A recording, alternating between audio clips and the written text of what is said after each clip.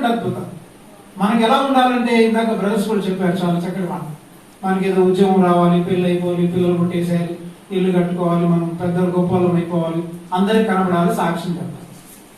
ఇవి అద్భుతాలు కాదు దేవుని యొక్క వాక్యానుసారం. ఏది నిజమైనటువంటి అద్భుతం అంటే, మరి చెరసాల నాయకుడు తన ఇంటి వారందరూ రక్షింపబడ్డారే, వారు యేసునొద్దకు వచ్చారే, that is the greatest miracle. అందుకని what is the greatest miracle అంటే, the salvation is the greatest miracle of all the miracles. అన్ని అద్భుతాల కంటే అత్యధికమైన అద్భుతం ఏంటంటే రక్షణ అనేటువంటిది అద్భుతమైనటువంటి అద్భుతం. కానీ ఈ రోజుల్లో ఆ అద్భుతమైనటువంటి ఆ రక్షణ కార్యము మన జీవితంలో, మన కుటుంబాలలో, మన చుట్టుప్రక్కల ఉండేటువంటి వ్యక్తుల్లో జరగాలని మనం ఆశపడాలి, కోరుకోవాలి తప్ప ఈ చిన్న చిన్నటువంటి ఈ భౌతికమైనటువంటివి తాత్కాలికంగా మనం పొందుకునేటువంటి వాటిని ఒక అద్భుతం చేయండి ప్రభు అని మనం అడుగుతాం. ప్రభు ఏమన్నాడు, నా రాజ్యాన్ని నీతిని వెతికితే అప్పుడు అవన్నీ మీకు అనుగ్రహించును అనలేదు, అనుగ్రహింపబడును అంటే అడగకపోయినా వస్తాయి. నువ్వు అడగాల్సిన పని లేదు, వాటి వెంట పడాల్సిన పని లేదు, వాటి కొరకు ప్రార్థన కూడా చేయాల్సిన పని లేదు. ప్రార్థన చేయకుండానే పంపించేస్తుంటాడు. ఎప్పుడైనా అత్యవసరమైతే చేస్తాం, అది వేరే విషయం. కానీ మన వెంట అవి వచ్చును. ఇంకా దావీదు కూడా అంటాడు 20వ కీర్తనలో, నేను చిరకాలం యెహోవా మందిరంలో నివాసం చేసేదను, నేను బ్రతుకు కాలం అంతా కృపాక్షేమములు నా వెంట వచ్చు. ఫాలో ఆఫ్టర్ మీ, అవి నన్ను వెంబడిస్తాయి. కానీ నేను చేయాల్సిన పని ఏంటంటే, నేను దేవుని యొక్క సన్నిధిలో, అంటే దేవుని సన్నిధిలో అనగానే చాలా మంది ఏమనుకుంటారంటే ప్రతి ఆదివారం మందిరానికి వెళ్తున్నాం కదా, మేము దేవుని సన్నిధిలో బాగా గడుపుతున్నాం అనుకుంటాం. అందుకని ఏదో మనం అప్పుడప్పుడు ప్రార్థనకి వెళ్ళి ఏదో కొన్ని పాటలు పాడేసి దేవుడికి కొన్ని అర్పణలు అర్పించేసి రావడం కాదు నిజమైనటువంటి ఆ దేవుని సన్నిధిని ఆరాధించడం. మరి దేవుని యొక్క సన్నిధి అంటే అర్థం ఏంటంటే glory of God, presence of God. అంటే దేవుని యొక్క సన్నిధిని మనం అనుభవించడం అంటే ఆయన మహిమను మనం చూడడం, ఆయన్ని మనం అనుభవించడం అంటే దేవుణ్ణి ప్రతిదినం కూడా అనుభవించేటువంటి స్థితికి మనం రావాలి. అప్పుడు నీవు చేయాల్సినటువంటి పని, నీవు ప్రభు యొక్క సన్నిధిలో నువ్వు గడుపుతూ ఆయన సన్నిధిని అనుభవిస్తుంటే మనకి ఏం కలుగుతుంది? కృపాక్షేమములు మన వెంట వస్తాయి. అంటే కృపాక్షేమాలు వెంట రావాలని మనం గడపకూడదు. మళ్ళీ అర్థమవుతుందా? నేను దేవుని సేవ చేస్తుంటే దేవుడు నా పిల్లల్ని బాగా ఆశీర్వదించాడండి, ఇవన్నీ తప్పుడు మాటలు. నువ్వు సేవ చేస్తే దేవుడిని ఆశీర్వదిస్తే దేవుడు నువ్వు వ్యాపారం చేస్తున్నావు అనమాట. అంటే దేవునితో నువ్వు వ్యాపారం చేస్తున్నావు. నేనేదో దేవుని కొరకు పని చేయడం ద్వారా, దేవుని సేవ చేయడం ద్వారా దేవుడు నాకేదో మేలు చేస్తాడనుకుంటే మనం దేవునితో వ్యాపారం, అట్లాంటి వ్యాపారం చేయాలి. అయితే క్రిస్మస్ అంటే అర్థం ఏంటంటే కొన్ని మాటలు మాత్రమే మీకు క్లుప్తంగా చెప్తాను. అందుకని ఆల్ నైట్ సింగింగ్ ఉంది, ఆల్ నైట్ ప్రీచింగ్ ఉంది, ఆల్ నైట్ ప్రేయర్ ఉంది. యేసయ్య రాత్రంతా ప్రార్థన చేస్తాడు, రాత్రంతా ప్రార్థన చేస్తాడు. ఆల్ నైట్ ప్రేయర్ అంటే అర్థం ఏంటి? యేసు వలె మనమును కూడా దేవునితో ఒంటరిగా ఏకాంతంగా గడిపేటువంటి అనుభవం. నేను బాపట్ల మా ప్రాంతంలో అంటే నేను కొంచెం లేట్గా వెళ్ళాను, కానీ మా వాళ్ళందరూ చెప్తుండే వాళ్ళంతా, ఇంతకుముందు ఉన్నటువంటి పాస్టర్ గారు వాళ్ళు ఉన్నప్పుడు రాత్రి 7:30కో 8 గంటలకు ప్రార్థన ఆరంభించే వాళ్ళట. తెల్లవారి 7:30 అయ్యేంత వరకు, 8 గంటలు అయ్యేంత వరకు ఒకరికొకరు ప్రార్థనకు అవకాశం దొరికేది కాదు. పోటాపోటీగా ప్రార్థన చేసేవాడు, దొర్లాడేవాళ్ళు. వాక్యం చెప్పిన తర్వాత మేము పాపలము, వ్యభిచారులమని ఓపెన్ గా సంఘంలో ఒప్పేసుకునేవాళ్ళు. కింద పడి దొరలాడుతూ నేను పలాని వ్యక్తితో పాపం చేశాను, పలానా చోట దొంగతనం చేశాను, పలానా చోట మోసం చేశాను, లంచం కొట్టింది ప్రభువా, ఏడ్చాను, దొరలాడుతూ ఏడ్చేవాళ్ళు. ఈ రోజుల్లో అలాంటి ఆత్మ నేను ఎక్కడ గమనించాను. Nowhere I'm seeing that. ఎక్కడ కూడా అలాంటి దేవుని ఆత్మచేత నింపబడి పాపపు ఒప్పుకోలుతో ప్రభు పాదాల దగ్గర పడి ఏడ్చి తమ పాపములను ఒప్పుకొనుచు మారు మనసు పొందినటువంటి అనుభవాలు. ఆరాధనలు చాలా జరుగుతున్నాయి, కానీ జనాల్లో మార్పు మాత్రం ఏమీ రావట్లేదు. ఎందుకనంటే మనం ఆరాధననే తప్పుగా అర్థం చేసుకున్నాం. ఆరాధన అంటే ఏమనుకున్నారంటే 2 స్పీడ్ పాటలు, 2 స్లో పాటలు, కొంచెం గట్టి మ్యూజిక్ అయిపోయింది ఆరాధన. ఆరాధన అనే మాటకు అర్థం ఏంటి తెలుసా? ఆరాధన అంటే మనం చప్పట్లు కొట్టడం, కొంచెం ఏమంటే చేతులు ఎత్తడము, మోకాళ్ళు వేయడము, గట్టిగా పాటలు పాడడము, ఇది కాదు ఆరాధన అంటే. ఆరాధనకి బైబిల్లో ఏమంటే మనం గ్రీకు భాషలో చూస్తే 2 పదాలు వాడతారు. ఒకటి ప్రోస్కెన్యో అనేటువంటి పదము, రెండవది లాట్రియా అనేటువంటి పదము. ప్రోస్కెన్యో, లాట్రియా అనేటువంటి పదాలకు అర్థం ఏంటంటే, మనము దేవుడిని ఆరాధించడం అంటే అర్థం ఏంటంటే, నా సర్వ హక్కులు నీకే అర్పిస్తున్నాను. అంటే నా కుటుంబం మీద నాకు ఉండేటువంటి హక్కు, నా పిల్లల మీద నాకు ఉండేటువంటి హక్కు, నా జీవితం మీద నాకుండే హక్కు, నా ఆస్తి మీద, నా ఉద్యోగం మీద, నా డబ్బు మీద, నా వెండి బంగారాల మీద నాకున్న హక్కులన్నీ దేవా నీకే అర్పిస్తున్నానని చెప్పడమే కాదు, దేవునికి అప్పగించేయడము, అది నిజమైన ఆరాధన. అబ్రాహాము చేసింది ప్రోస్కెన్యో చేశాడు. తన ఏకైక కుమారుని తీసుకొని ఏం చేశాడు? తన పని వాళ్ళకు అంటాడు, నేను దేవునికి నా కుమారుణ్ణి ఇచ్చి, నేను దేవుని మ్రొక్కి నా కుమారుణ్ణి అర్పించి వచ్చేదను. అంటే అర్థం ఏంటి? మనం దేనినైతే అతిగా ప్రేమిస్తున్నామో, ఏదైతే మనకు చాలా ఇష్టంగా ఉందో, దానిని మనం దేవుని కొరకు ఇచ్చి వేసుకోవడము ఆరాధన. అంతే తప్ప ఊరికిన పాటలు పాడేసి ఆరాధన అయిపోయిందండి. ఆరాధన సమయాలు ఇవన్నీ కూడా క్రైస్తవ్యం అంతా కూడా తప్పుడు మార్గంలోకి వెళ్ళిపోయాయి. అసలు ఆరాధన సమయం అనేదే లేదు అసలు. ఎందుకని ఆరాధన అనేది ఆత్మ గుండెకు సంబంధించింది. యేసుప్రభువు అన్నాడు కదా సమరయ స్త్రీతో, ఏమన్నాడు? నన్ను ఆరాధించేవాడు ఆత్మతోనూ సత్యముతో ఆరాధించాడు. ఇంకొక మాట అన్నాడు. అంటే ఇంకొక మాట ఏమన్నాడంటే, ఆ సమరయ స్త్రీ అంటది, అయ్యా మరి మేము సమరయలో కదా, మేము ఈ కొండ మీద ఆరాధిస్తున్నాం. అంటే వాళ్ళు గెరిజీము కొండ మీద ఆరాధించారు. మీరు యూదులు కదా, మీరు యెరూషలేములో ఆరాధిస్తారు. మరి తండ్రిని ఎక్కడ ఆరాధించాలి? యెరూషలేములోనా లేదా గెరిజీము కొండ మీద? అంటే అక్కడ కాదు, ఇక్కడ కాదు, ఎక్కడ కాదని అన్నాడు. మరి ఎక్కడ ఆరాధించాలంటే నీ గుండెలోని ఆత్మతోనే ఆరాధించాలి. అంటే ఆరాధన అనేటువంటిది ఆత్మకు సంబంధించింది తప్ప ఆరాధన అనేటువంటిది స్థలాలకు సంబంధించింది కాదు. కానీ మనం ఏం చేస్తామంటే ఆరాధనని మనము గుడికి కట్టేసి ఒక గుడిలో జరిగేటువంటిది ఆరాధన అంటారు. అర్థమేంటండి? ఆరాధన సమయం, ఆరాధనని సమయానికి కుదించడం ఏంటి? మన శ్వాస పీల్చుకుంటూ ఉంటాం కదా. మీరు రోజుకి ఎంతసేపు శ్వాస పీల్చుకుంటారు చెప్పండి? ఎంతసేపు పీల్చుకుంటారండి? గంట పీల్చుకున్న వాళ్ళు చేతులు ఎత్తండి. 2 గంటలు పీల్చుకున్న వాళ్ళు చేతులు ఎత్తండి. లేదు కదా, ఊపిరి పీల్చుకు ఉండలేవు. అంటే అర్థం ఏంటి? 24/7 24 గంటలు ఊపిరి పీల్చుకోవడమే. ఆరాధన కూడా అంతే. అంటే నీవు దేవుని కొరకు జీవించే జీవితం అంతా ఆరాధనే. ఒక వ్యక్తిని హాస్పిటల్ తీసుకెళ్లడం అది ఆరాధనే. నీ హృదయము ఆత్మచేత నింపబడ్డప్పుడు దేవుని గురించి పాడుట కూడా ఆరాధనే. క్రీస్తుకు నీ జీవితాన్ని అర్పించడము, అప్పగించడము ఆరాధనే. Everything you do is a worship అంటూ. నీవు చేసే ప్రతి పని, నీవు మాట్లాడే ప్రతి మాట, దేవుని గురించి చెప్పేటువంటి ప్రతి మాట, అది సమస్తం కూడా అంటే నీ జీవితమే ఒక ఆరాధనగా ఉండాలి.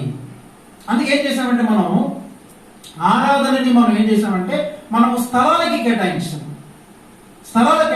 అందుకని అన్ని జనులకి క్రైస్తవులకు ఉండేటువంటి తేడా కూడా చెప్తాను చూడండి. ఇప్పుడు హిందువులను అడిగారు అనుకోండి, మీకు పవిత్రమైన స్థలం ఏంటి అంటే హిందువులు వెంటనే ఏం చెప్తారు? మన రాష్ట్రంలోనైతే తిరుపతి వాళ్ళకి పవిత్రమైన స్థలం కదా.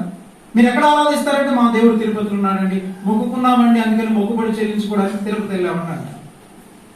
అట్లాగే ముస్లింలను అడిగామనుకోండి, మీకేంటంటే పవిత్రమైన స్థలం అంటే మా పవిత్రమైన స్థలం మక్కా అండి అని అంటారు. క్రైస్తవులు అడిగారనుకోండి, మీ పవిత్రమైన స్థలం ఏంటంటే యెరూషలేము అంటారు. అనమాకండి, అసలు యెరూషలేము పవిత్రమైన స్థలము కాదు. పాత నిబంధనకి క్రొత్త నిబంధనకి తేడా కూడా మనం తెలుసుకోవాలి. చాలా మందికి పాత నిబంధనకి క్రొత్త నిబంధన తేడా తెలియదు. ఆర్ స్టాన్లీ అనేటువంటి భక్తుడు హౌ నాట్ టు వర్షిప్, ఏ విధంగా ఆరాధించకూడదు అనే పుస్తకంలో 3 విషయాలు చక్కగా రాస్తాడు. ఏమంటాడంటే క్రైస్తవులకు, న్యూ టెస్టమెంట్ క్రిస్టియన్స్ అంటే క్రొత్త నిబంధన క్రైస్తవులకు 3 విషయాలు లేవు అని రాశాడు. ఒకటి, క్రైస్తవ్యానికి ఆరాధన స్థలాలు లేవు. మీకు అర్థం కాకపోయినా మీరు అంగీకరించకపోయినా దట్ ఈస్ ద బైబిల్. ఆరాధన స్థలం ఎప్పుడైతే పెట్టామో మనం ఇక ఆరాధన మిస్ అయిపోయింది. Hour worship is disturbed. ఆ వర్షిప్ ఏం చేస్తుంది తెలుసా? మనల్ని, ఆరాధన మనల్ని దేవుని యొక్క రూపాంతరతలోనికి లేక దేవుని వలె మనల్ని మారుస్తుంది. ఆరాధన మనల్ని ఏం చేస్తుందంటే వర్షిప్ ట్రాన్స్ఫార్మ్స్ ఎ మ్యాన్. ఆరాధన మనల్ని రూపాంతరపరుస్తుంది, మనలో మార్పును కలిగిస్తుంది. ఇంత ఆరాధన చేస్తున్నారు, ఇన్ని ఆరాధనలు జరుగుతున్నాయి, కానీ ప్రజల జీవితాలలో రూపాంతరత కలగట్లేదు. అందుకని క్రైస్తవ్యానికి పరిశుద్ధమైన స్థలాలు లేవు. పాత నిబంధనలో స్థలం పరిశుద్ధం, టెంపుల్ ఉంది పరిశుద్ధం, పుల్పిట్ పరిశుద్ధం, ఏమంటే పోడియం పరిశుద్ధం, మైక్ పరిశుద్ధం, బల్ల పరిశుద్ధం, గ్లాసు పరిశుద్ధం, ద్రాక్షరసం, ఇవన్నీ కూడా పరిశుద్ధమైన పాత నిబంధన. బట్ వేరే కొత్త నిబంధనకు వచ్చేసరికి ఏమంటే కొత్త నిబంధనకి ఆరాధన స్థలాలు లేవు. ఎందుకని? యేసు ప్రభు మార్చేశాడు, తండ్రిని ఆరాధించువారు ఆత్మతోనూ సత్యముతోనూ ఇది ప్రతి క్రైస్తవుడు తెలుసుకోవాలి. ఇది తెలుసుకోలేందువలన అనేకమైన మందిరాలు పుట్టుకొచ్చేస్తాయి. నేనైతే ఏమన్నానంటే ఒక లూథరన్ చర్చ్కి వెళ్ళాను పెందుకు దగ్గర. ఆ లూథరన్ చర్చ్ లో డైరెక్ట్ వాళ్ళు చెప్పేసి వాళ్ళు ఏమనుకున్నాను, నాకు మొహమాటం ఏం లేదు, ఎక్కడ మొహమాటపడను, చెప్పాలనుకున్న వాక్యం సూర్యుగా చెప్పేసి వెళ్ళిపోవాలి. వాళ్ళకి ఏం చెప్పానంటే, ఈ రోజుల్లో చాలా మంది దేవుని కొరకు మేము మందిరాలు కడుతున్నాం అంటున్నారు, మీరు దేవుని కొరకు కట్టినటువంటి మేము మందిరాలు కావమ్మా. చాలా మంది కట్టినటువంటి మందిరాలు దేవుని యేసు ప్రభు కొరకు లేక దేవుని కొరకు కట్టినటువంటి అనాథ శరణాలయాలు. అవి మందిరాలు కాదు, అనాథ శరణాలయం. మేము దేవుని కొరకు చర్చి కట్టడం, కట్టలేవు చర్చివి, చర్చిని ఎవడు కట్టలేడు, గుర్తుపెట్టుకోవాలి. No one is the founder of the church. ఎవరు కూడా సంఘ స్థాపకుడు లేడు ఈ ప్రపంచంలో. యేసు ప్రభు అన్నాడు, నేను నా సంఘమును కట్టేదను. Jesus Christ is the only founder of the church. ఆయన ఒక్కడే మందిరాన్ని, ఆయన ఒక్కడే సంఘాన్ని కట్టగలడు. సంఘం అంటే బిల్డింగ్ కాదు, సంఘం అంటే దేవుని ప్రజల యొక్క సమూహం, దేవుని ప్రజల యొక్క సంబంధం, దేవుని ప్రజలతో కూడినటువంటి ఒక గుంపు. అది లోకములో నుండి ప్రత్యేకించబడి లోకములోనే ఉంటూ దేవునిని గురించినటువంటి లేక యేసు ప్రభువును గురించినటువంటి ఆ సువార్తను లోకములో ప్రకటిస్తూ వాళ్ళు ఉప్పులాగా వెలుగులాగా జీవించేటువంటి ప్రజల గుంపు, అది సంఘం. అందుకే నేను మొన్న హైదరాబాద్ వెళ్ళినప్పుడు ఒక మాట చెప్పాను క్రిస్మస్. ఏమన్నానంటే, చాలా మంది రకరకాలైనటువంటి వెలుగులు పెద్ద స్టార్లు పెడతారు. ఎందుకంటే వాడు వెలగడం చాతగారులో బయట స్టార్లు పెడతారని చెప్పి. మన జీవితాలే వెలుగు. అందుకని మీరు లోకమునకు వెలుగై ఉన్నారు, మీరు లోకమునకు ఉప్పై ఉన్నారు. మీరు లోకానికి ఉప్పై ఉన్నారని, మీరు లోకానికి వెలుగై ఉన్నారని, మీరు లోకానికి ఏమన్నాడు? మీరు లోకానికి వెలుగై ఉన్నారు. ఈ వెలుగు, ఈ బల్బు ఎలగట్లేదు కాబట్టి మనం పెద్ద బల్బు పెడుతున్నాం అన్నమాట. అసలు యాక్చువల్గా లోకానికి మనం పెట్టాల్సింది స్టార్లు కాదు. అందుకని Christmas is not at all connected to. అందుకని క్రిస్మస్ అంటే గొల్లలు కాదు, జ్ఞానులు కాదు, క్రిస్మస్ అంటే స్టార్లు కాదు, క్రిస్మస్ అంటే ఈవెన్ మరియమ్మ కాదు, యోసేపు కూడా కాదు. వాళ్ళ పాత్ర ఉన్నప్పటికీ వాళ్ళు ప్రాధాన్యం కాదు. దేవుడు వాళ్ళని వాడుకున్నాడు, వాళ్ళలో నుంచి పాఠాలు నేర్చుకుంటాం తప్పని నేను అనలేదు. వాళ్ళలో నుంచి మనం కొన్ని పాఠాలు నేర్చుకోవాలి, కానీ అవి చాలా సంకుచితమైనవి, చిన్నవి. అది జ్ఞానులు నేర్పించే పాఠం చాలా చిన్నది, యోసేపు నేర్పించే పాఠం చిన్నది, మరియమ్మ నేర్పించే పాఠం చిన్నది. ఇవన్నీ కూడా చిన్న చిన్న పాఠాలు నేర్చుకోవాలి మనం. అంటే అసలు ఆ పాఠాలు కూడా మనకు రావు. అసలు మరియమ్మ గురించి ఒక్కొక్క మాట చెప్తే మనకు అసలు మన కళ్ళు వేరు గొప్ప, మనకు ఆ జీవితం కూడా లేదు. కానీ Christmas is not about the Christmas tree, Christmas is not about the star, Christmas is not about నాగై, Christmas is about Jesus Christ. Christmas అంటే క్రీస్తును గురించి. ఎందుకు నేను ఇప్పుడు యేసు ప్రభు కొరకు మనం కట్టే మందిరాలు అనాథ శరణాలు అన్నానో తెలుసా? దానికి ఆ కారణం చెప్తాను జాగ్రత్త. ఎందుకన్నానంటే, ఇప్పుడు ఇంట్లో ఒక తల్లి తండ్రి ఉన్నారనుకోండి, వృద్ధులు ఉన్నారనుకోండి. వృద్ధులు అంటే వాళ్ళు ఏం చేస్తుంటారంటే, వీళ్ళు ఆఫీస్లో ఉంటారు, బిజీగా ఉంటారు. ఈ రోజుల్లో తల్లిదండ్రులు చూసేటువంటి పిల్లలు ఎవరు ఎక్కువ కనబడట్లేదు, చాలా తక్కువ కనబడతారు. ఈ తల్లిదండ్రులు ఏం చేస్తుంటే, వీళ్ళు చాలా బిజీగా ఉన్నారనుకోండి, ఇద్దరు వర్కర్స్ అనుకోండి, తీసుకెళ్లిపోయి కుదరలేదు అనుకోండి చూడడానికి, వాళ్ళని తీసుకెళ్లిపోయి అనాథ శరణలో పడేస్తారు. అనాథ సెలవులో పడేసి ఏం చేస్తుంటారంటే, అమ్మా నువ్వేం బాధపడకమ్మా, వారానికి ఒకసారి నాకు సెలవు ఉంటుంది, ఆదివారము, ప్రతి ఆదివారం వచ్చి నిన్ను చూస్తానమ్మా, నీకెంత డబ్బు కావాలో నేను ఖర్చు పెడతానమ్మా, అక్కడ ప్రతి నెల ఎంత ఫీజు కట్టాలో ఈ ఫీజు అంతా కట్టేస్తాడు. కొడుకు కానీ కూతురు కానీ ఫీజు అంతా కట్టేస్తాడు. చక్కగా అమ్మకు కావాల్సినట్టే వీక్లీ వన్స్ ట్వైస్ కొన్ని పలహారాలు తీసుకెళ్ళిపోతూ ఉంటారు. తర్వాత అమ్మని దగ్గరికి వెళ్ళి ఒక ఆదివారం ఒక హాఫ్ డే వాళ్ళతో గడుపుతూ ఉంటారు, లేదా 2 గంటలు 3 గంటలు గడుపుతూ ఉంటాడు, కానీ మళ్ళీ వచ్చేస్తారు అనమాట. అట్లాగే మనం కూడా ఏం చేసామంటే గుండెల్లో ఉండాల్సినటువంటి దేవుణ్ణి మనం ఏం చేసాం, నేను ఇక్కడ నివసిస్తానయ్యా, మీరు దేవుని ఆలయమై ఉన్నారని, దేవుని ఆత్మ మీలోను నివసించున్నాడని మీరు ఎరగరా? మరి ఆయన మనలో నివసించడానికి మనలోనికి వస్తే ఆయన, అందుకని బైబిల్లో 3 మాటలు ఉంటాయి. ఏమంటే Jesus Christ came to be with man and in man and to man అనేటువంటి మాటలు ఉంటాయి. ఇంగ్లీష్ బైబిల్లో చదివితే ఆ పదాలు మనకు కనపడతాయి. ఆయన ఎందుకు వచ్చాడంటే విత్ మ్యాన్, ఆయన నీతో ఉండడానికి, నీలో ఉండడానికి, నీకు సమస్తమును, ఇందాక సుధా చెప్పినట్టు సమస్తమును నీకు తనకు కలిగిన వాటిని ఇవ్వడానికి ఈ లోకానికి వచ్చి ఆయన ఏం చేస్తున్నామంటే గుండెల్లో ఉంటే, మరి అమ్మ ఇంట్లో ఉంటే, నాన్న ఇంట్లో ఉంటే చాలా ఇబ్బంది అవుతుంది. ఆఫీస్కి వెళ్ళలేము, డ్యూటీ మానేయాలి, వాళ్ళకి పరిచయం చేయడం చాలా కష్టం అయిపోతుంది. కాబట్టి తీసుకెళ్ళి అనాసరలు పడేసి వారానికి ఒకసారి వెళ్ళి మనం చూసి వస్తుంటామే, ఆనందపడిపోతుంటాం. మా అమ్మని చాలా బాగా చూసుకుంటున్నానే, అమ్మనికి ఏం కావాలి చెప్పు, పళ్ళు కావాలా, పలహారం కావాలా, అన్ని పెడతా ఉంటాం మనం. కానీ అనాథ శరణాలయంలో మ్రగుతున్నటువంటి తల్లిదండ్రులకు తమ పిల్లలు ఎంత పెట్టినా కానీ సంతోషం, ఆనందం ఉంటుంది నాకు. ఆ నిజమైన ప్రేమ అంటారు అది.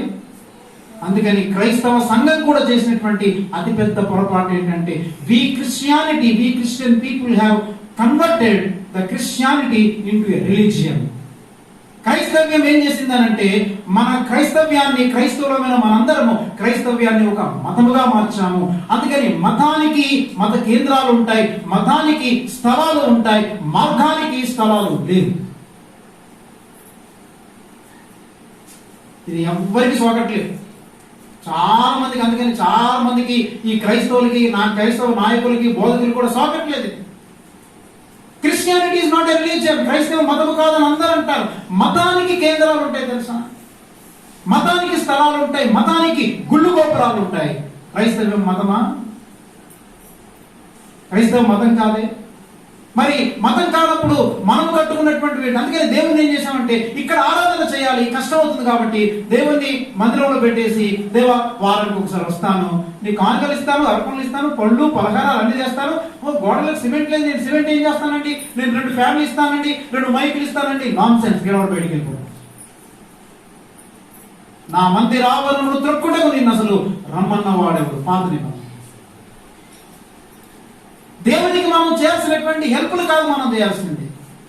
బిడ్డ, నీ హృదయము నాకిమ్ము, నీ గుండె నాకు కావాలి. నా ప్రాణమా ఒకసారి ఆగుమా, యేసయ్య మాట వినుమా. నా ప్రాణమా ఒకసారి ఆగుమా, యేసయ్య మాట వినుమా. లోకంలో ఉన్నవన్నీ ఉన్నాయేనమ్మా, యేసులో ఉన్నవన్నీ పొందుకుందామా. లోకంలో ఉన్నవన్నీ ఉన్నాయేనమ్మా, యేసులో ఉన్నవన్నీ పొందుకుందామా.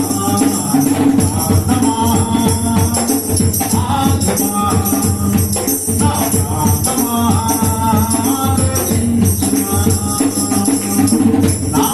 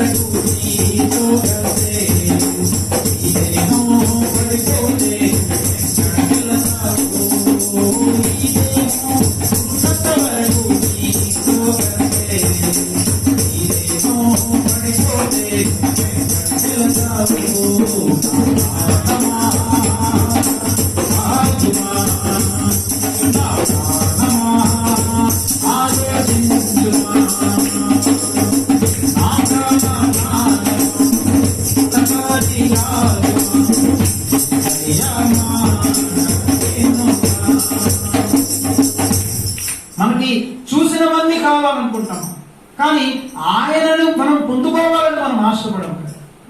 అంచేత యేసుక్రీస్తు ప్రభువుని మనం ఆరాధించడం అంటే అర్థం ఏంటంటే మన జీవితం అంతా ఆయనకి అర్పించడం, సమర్పించడం.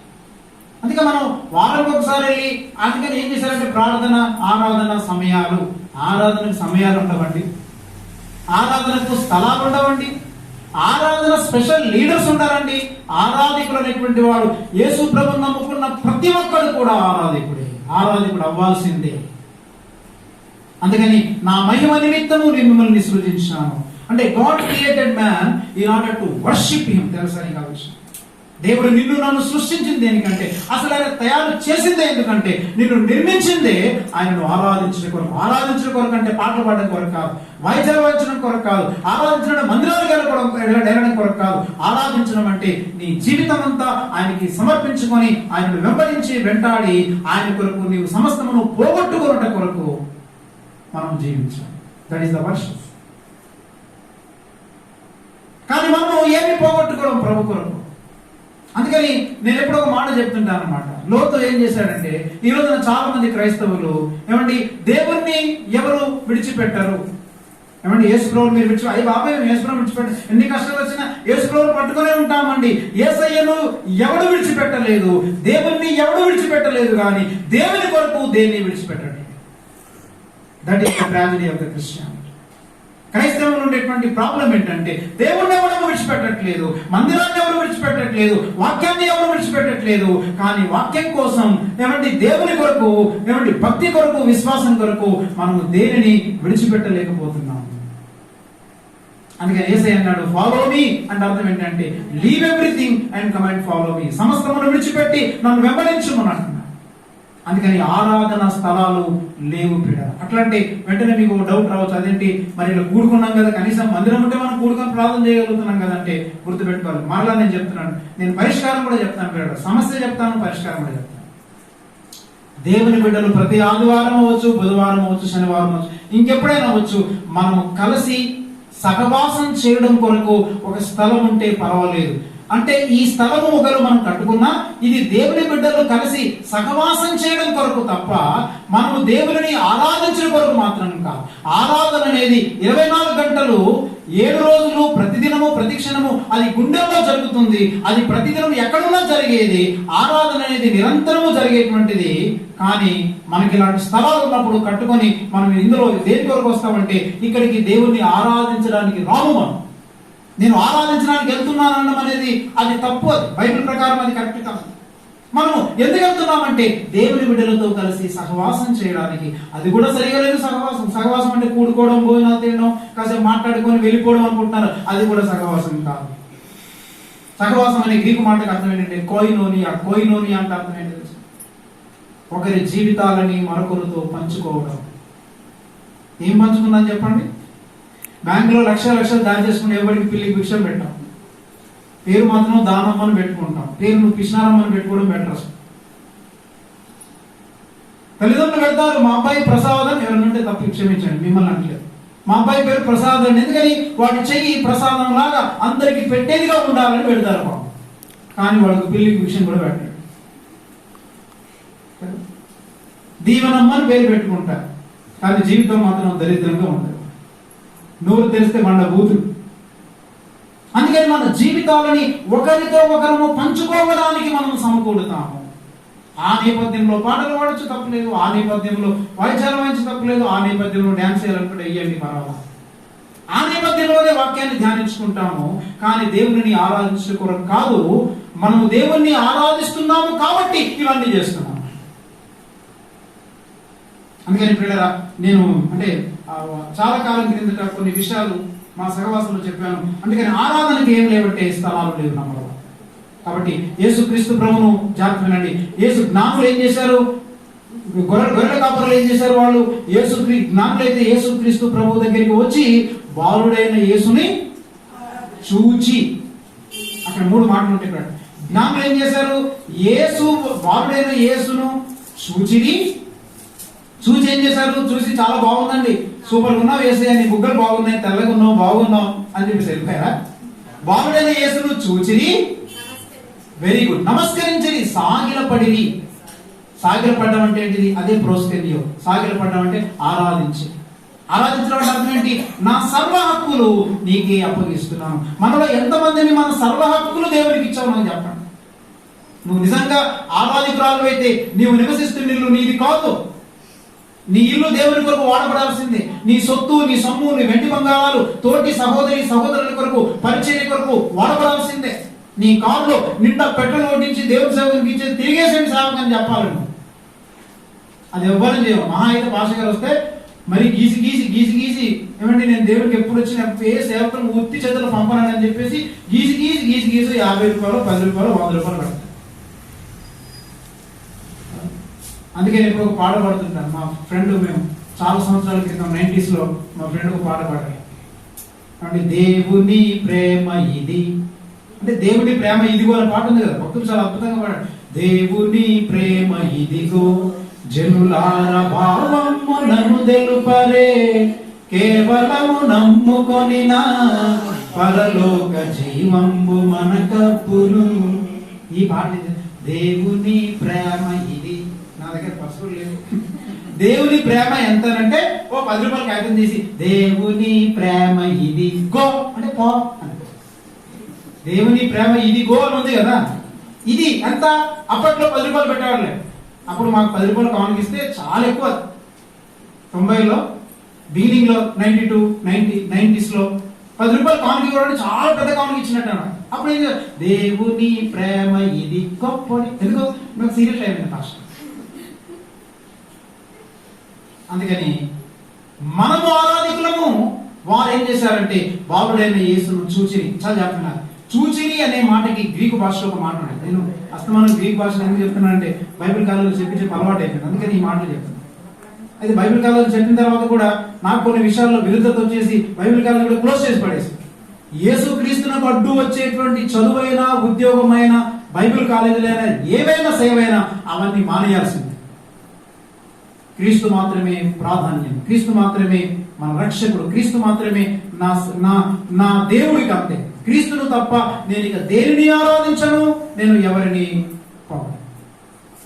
బ్లెఫో అనేటువంటి మాట వాడతారు. బ్లెఫో అంటే పర్సీవింగ్ అని అంటాడు. పర్సీవింగ్ అంటే బ్లెఫో అంటే చూచిరి అని అంటే క్రీస్తు యొక్క ప్రత్యక్షతను పొందుకున్నాను. చూచిరి అనేది సింపుల్ గా ఉంది, కానీ బ్లెఫో అంటే యేసుక్రీస్తును ఒక చిన్న బాలుడిగా చూడలేదు, కానీ యేసుక్రీస్తును ఒక దేవునిగా చూచారు. హల్లెలూయా. అంటే ఆయన దేవుడు అనేటువంటి విషయం వాళ్ళకి పర్సీవింగ్ అయింది. అనగా they have seen God man. అనగా దేవుడు ఈ బాలునిలో, దేవుడు మానవుడు అయినటువంటి ఆ స్థితిని వాళ్ళు చూచిరి అనే మాట ఉంటుంది బ్లెఫో అంటే. ఈ రోజున మనం యేసయ్యని ఒక క్రిస్మస్ బాలునిగా చూసి, ఏదో ఒక పండగ బాలునిగా చూసి మనం వెళ్ళిపోతున్నాం. కానీ యేసుక్రీస్తు ప్రభుని దేవునిగా నువ్వు చూస్తున్నావు. యేసయ్యను నువ్వు దేవునిగా చూస్తే వాళ్ళు ఏం చేశారు? ఆయన దేవుడు అని గ్రహించారు. కాబట్టి దేవుడు అనే విషయం వాళ్ళకి అర్థమైంది. కాబట్టి వెంటనే ఏం చేశారు? వాళ్ళు సాగిలపడ్డారు. వెంటనే ఏం చేశారు? సాగిలపడ్డారు. అంటే అర్థం ఏంటి? నిజంగా నువ్వు యేసయ్యను దేవునిగా ఎరిగితే నీ జీవితంలో సమస్తమును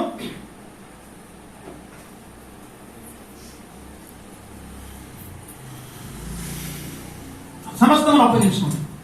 అన్ని మార్చుకుంటాం. కట్టు బొట్టు, చీర, బట్టలు, విగ్రహాలు, ఏమంటే జీవితము, సమస్తం మార్చుకుంటాం. ఈ రోజున చాలా మంది యేసయ్యను కేవలము ఒక మానవుడిగానే చూస్తున్నారు. యేసయ్యను కేవలము ఒక బాలుడిగానే చూస్తున్నారు. యేసయ్యను కేవలము ఒక మంచి పాపము నుండి రక్షించేటువంటి వాడుగానే చూస్తున్నారు. ఒక మహామనిషి, ఒక గొప్ప వ్యక్తిగా చూస్తున్నారు తప్ప దేవునిగా చూడట్లేదు. వారు యేసును దేవునిగా గమనించారు. దేవుడు అనగా మానవ రూపములో ఉండేటువంటి దేవుడు అనే విధముగా చూచిరి అంటే అది అర్థం. అసలు వాళ్ళు చూచిరి అంటే దేవుణ్ణి చూచారు. దేవుణ్ణి చూస్తే ఎలా ఉంటాం మనం చెప్పండి. ఏదైనా ఒక వింత పశువులు లేదా వింతను మనం చూసిన వావ్ అని అంటాం లేదు.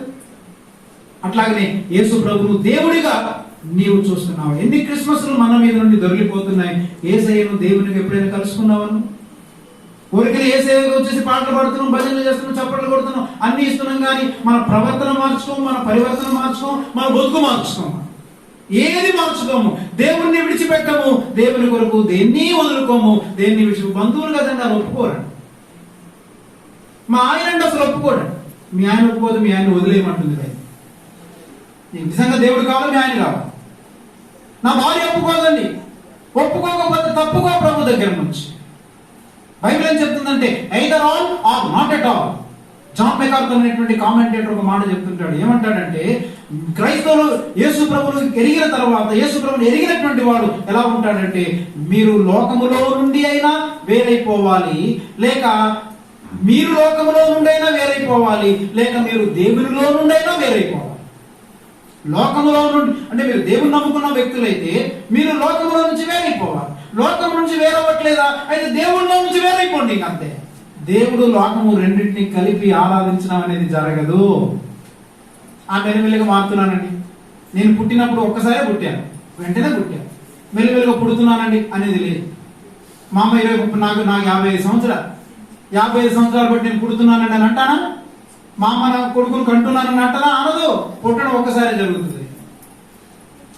అంటే మీరు లోకంలో నుంచి అయినా వేరైపోవాలి, లేకపోతే దేవునిలో నుంచి అయినా వేరైపోవాలి. నేను లోకంలో ఉంటాను, దేవుని నమ్ముకుంటాను, వెంబడిస్తాను, ఇది కుదరదు. బ్లెఫో చేశారు. జ్ఞానులు చేసింది బ్లెఫో. They have seen Jesus as God. Wow. ఈ రోజున మీరు క్రిస్మస్ జరుపుకున్నటువంటి మీరు మనలో ఎంతమందిని యేసును దేవునిగా చూస్తున్నాం, దేవుని కలుసుకుంటున్నాం. మనం దేవుని కలుసుకున్నటువంటి ప్రతి వ్యక్తి ఏమంటారు చెప్పండి? వాడు మోకాళ్ళ మీద వంగిపోతాడు. He will become humble. వాడికి ఎవరు చెప్పనక్కర్లేదు తగ్గండి తగ్గండి, నువ్వు దీనత్వం సంపాదించుకోవాలి, దీనుడిగా మారాలి. దీనత్వం అంటే ఇది ఎవరు చెప్పాల్సిన పని. దీనత్వాన్ని గురించిన ప్రసంగాలు అవసరం లేదు. యాక్చువల్ వాడు దీనుడిగా మారలేకపోతున్నాడంటే వాడు దేవుణ్ణి చూడలేదన్నమాట. నీవు దేవుని యేసయ్యను దేవునిగా చూసినప్పుడు ఆ మానవ రూపంలో ఉండేటువంటి దేవుడు అంటే దేవుడు మానవుడు అయ్యాడనేటువంటి సత్యాన్ని నువ్వు తెలుసుకొని ఎరిగినప్పుడు నీవు దీనుడు అవ్వకుండా ఉండలేవు. నీ గర్వాన్ని విడిచిపెట్టకుండా ఉండలేవు, నీ పాపాన్ని విడిచిపెట్టకుండా ఉండలేవు, నీ సమస్తమును యేసయ్య కొరకు పరిత్యజించకుండా ఉండలేవు. నీవు మనం ఉండగలుగుతున్నామంటే నువ్వు కేవలము యేసయ్యను ఒక మానవునిగానే చూసావు తప్ప దైవ మానవునిగా చూడలేదు.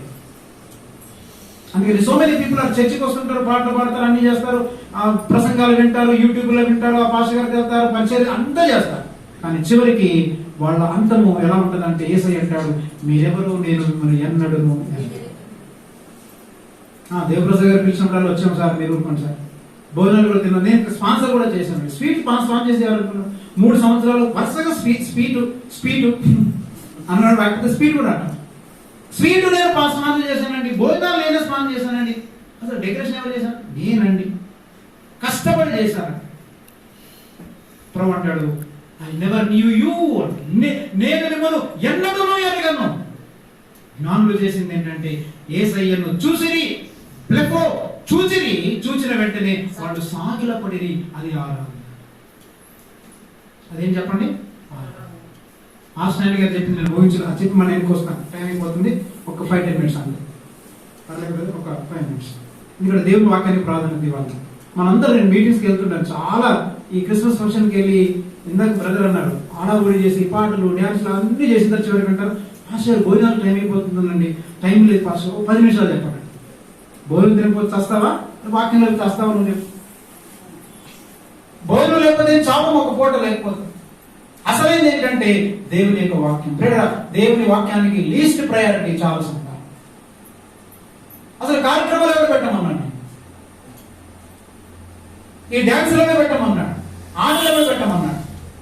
ఇన్ని పాటలు ఎందుకు అసలు? నీ పాటలు ఎవరికి కావాలి? నీ పాటలు ఎవరి పాట ఇవ్వకపోతే బాధపడిపోతుంటారు కొంతమంది. పాస్టర్ గారు నాకు పాటకు అవకాశం ఇవ్వండి అని బతిమాలుతుంటారు. ఎంత ఇవ్వలేదనుకోండి బాధపడిపోయి అడిగి వెళ్ళిపోతాం. నన్ను ఒక్క మాట అడిగింది ఇవ్వండి, మీరు ఏమనుకోకపోతే. నేను కొంచెం మొహమాటం లేకుండా మాట్లాడతాను కాబట్టి స్టేజ్ మీద మాట్లాడుతాను. ఏమంటారు తెలుసా? పాటకు ఒక అవకాశం అండి పాస్టర్ గారు, ప్లీజ్ అండి ఒక్క అవకాశం ఇవ్వండి, నేను ఒక పాట పాడాలనుకుంటానండి అన్నవాళ్ళు ఉన్నారు. కానీ పాస్టర్ గారు అండి ప్లీజ్ అండి నా మెడలో ఉన్న చేయనండి, అది ఇవ్వాలనుకుంటున్నానండి, దయచేసి నాకు ఒక్క అవకాశం ఇవ్వాలండి అని అడిగిన వాళ్ళు ఉన్నారా? ఏసై కావాల్సిందేంటి? ఊరికి వచ్చే నీ పాటలా? ఊరికి వచ్చేటువంటి మాటలా ఏసై కావాల్సింది? ఏసై కావాల్సింది ఏంటంటే వాళ్ళు జ్ఞానులు ఏం సమర్పించారు? బంగారము, వెండి, సాంబ్రాణి. ఏం సమర్పించారు? మాట్లాడలేదు. ఏం సమర్పించారు? బంగారం, సాంబ్రాణి, బోరం సమర్పించారు. బంగారు సాంబ్రాణి, బోరం. పాటలు చాలా రాశారు చాలా మంది, కానీ దాని అర్థం తెలుసుకోరు. ఊరికనే కలిపి కొట్టరా కాబట్టి రంగలా వెళ్ళిపోతుంటాం చాలా మంది. ఆ బంగారము, వెండి, బంగారము, సాంబ్రాణి, బోరం అర్పించి అంటే ఏమి ఇచ్చారు? కాస్ట్లీ అర్పణలు ఇచ్చారు.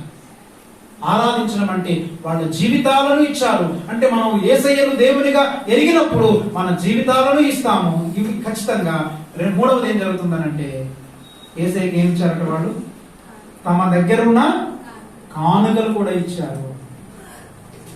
తమ దగ్గర ఉండే కానుకలు ఏ కానుక ఇచ్చారు? చాలా కాస్ట్లీది. అందరూ డబ్బులు వేయడమే తెలుసు కానీ ఏమండి బంగారాలు వేయడం తెలియదు. మళ్ళీ బంగారాలు వేసుకుంటారంటే ఎవరికి ఇస్తారంటే దొంగ పాస్టర్లకు ఇస్తారు. దండుకునే వాళ్ళు ఉంటారు చూడండి, స్వస్థతలని అవని ఇవని చెప్పి మీకు మీ దుఃఖ దినములు సమాప్తమగును గాక అట్లాంటి వాడికి వేస్తుంటారు. ఓ దిగదురుపు అంటారు చూడండి. ఏదంటారు మొత్తం హిందూయిజంలో మొత్తం ఆ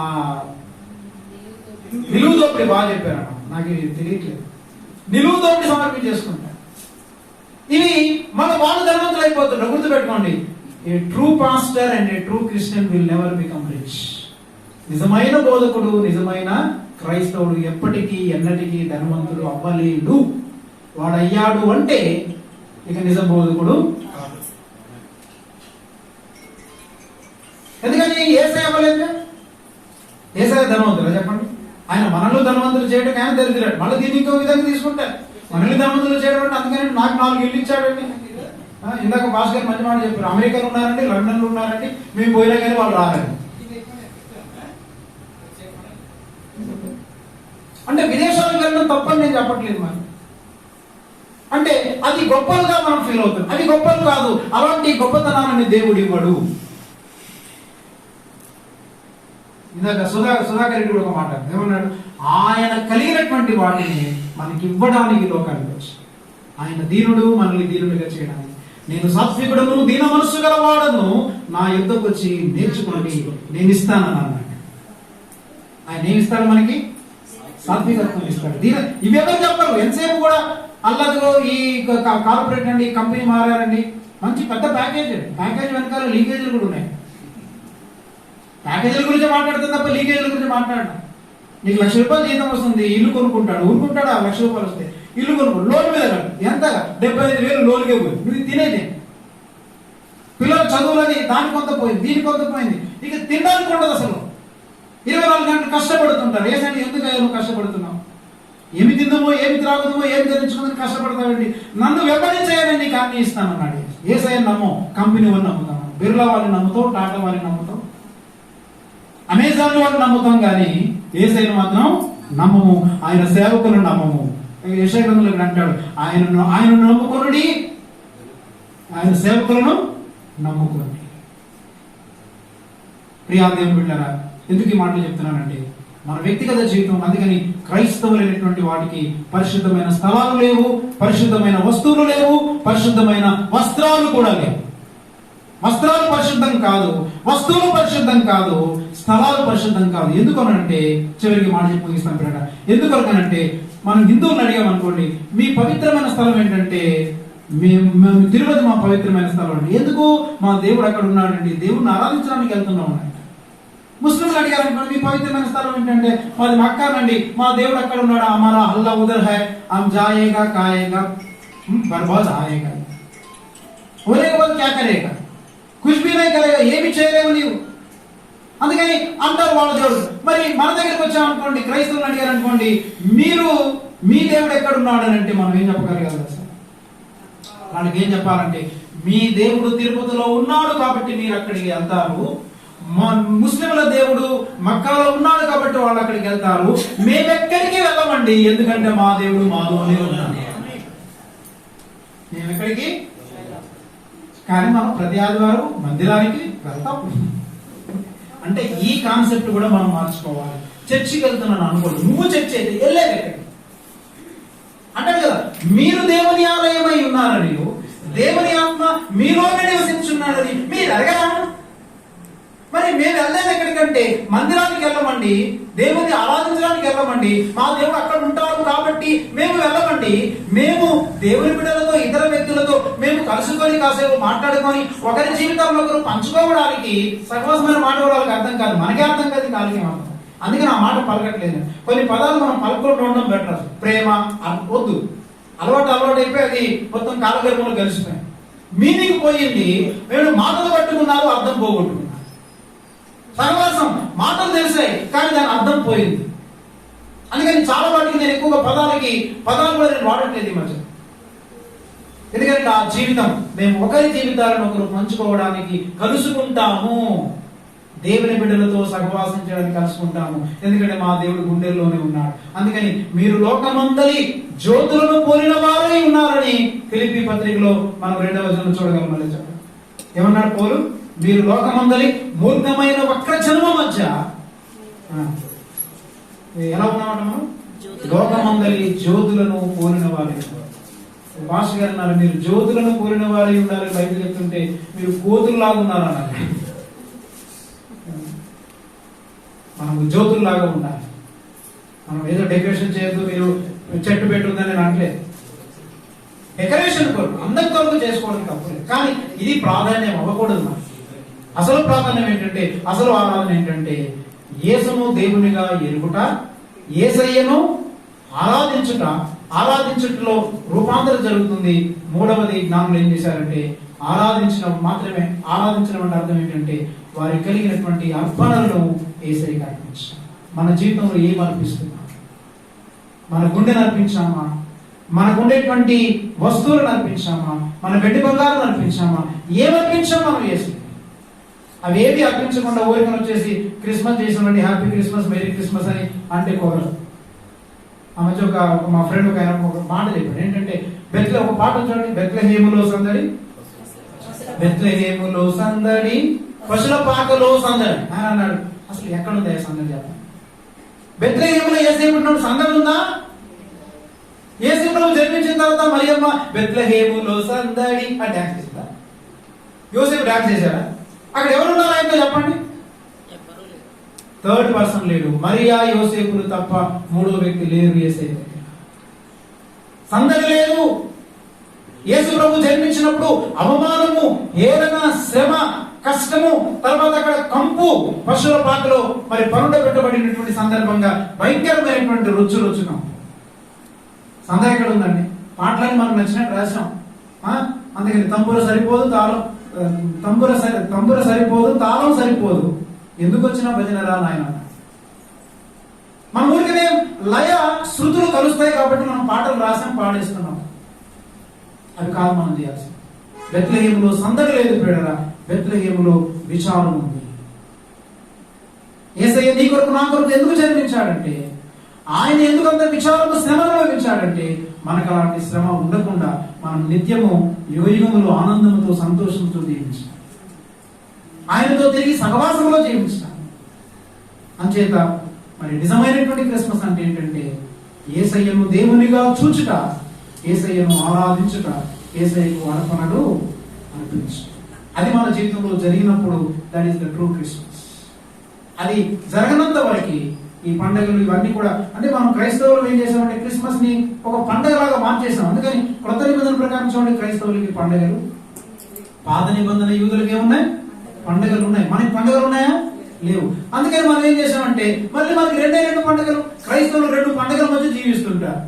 ఒకటి ఏంటంటే Christmas, Joy to the world, అంటే ఆనందం, అందరూ హ్యాపీ క్రిస్మస్, మేరీ క్రిస్మస్, ఓ ఆనందం. ఇంకొక పండుగ ఏంటి? యేసు ప్రభు మరణ శిలువ మరణ పునరుద్ధారం. ఆ రోజుగా దిగాలు మకాలు వేసుకుని ఏదో పోగొట్టుకున్నట్టు ఏడ్చి ఏడ్చి ఏడ్చి, అంటే 2, ఒకటి దుఃఖము, ఒకటేమో ఆనందాల మధ్య. ఈ రెండింటి దగ్గరే జీవిస్తారు బాగా. ఈ లెంట్ డేస్ లో ఎక్కడ లేని తెగ ఉద్యోగం వచ్చేస్తుంది. క్రిస్మస్ టైంలో కూడా ఎక్కడ లేని ఉద్యోగం వచ్చేస్తాం. మరి మధ్యలో జీవితం ఏంటి? గాలి. బాగా చెప్పారు, గాలి జీవితం. ప్రభు కొరకు జీవించడం కానీ, వాక్యం చదవడం కానీ, మందిరానికి రావడం కానీ ఏమి జరగలేదు. కానీ దేవుడి బిడ్డలతో పంచుకోవడం కానీ, సహవాసంలో బ్రతకడం అదేముండదు. ఈ రెండింటి అక్కడ ఇక్కడ జీవిస్తారు. మధ్యలో మాత్రం దిగాలు జీవితం, గాలి జీవితం. ప్రియా దేవుని బిడ్డారా, మన జీవితం ఎలా ఉంది అని చెప్పాను. కళ్ళల్లో కనిపిస్తుంటే కావాలంట. ఈ జీవితము గతించిన తర్వాత చూసినవన్నీ వస్తాయా అని ఆశిస్తున్నావు. ఆశలలో పడిపోయి నన్ను చంపకు. ఈ దేహం ఉన్నంత వరకు నీ సొగసే, నీ సొగసు, నీ అందం, నీ ఐశ్వర్యం, నీ గొప్పతనాలు ఎంతవరకు అంటే ఈ దేహం ఉన్నంత వరకు నీ సొగసే. ఈ దేహం పడిపోతే ఎక్కడికెళతావు నా ప్రాణమా, ఆగుమా.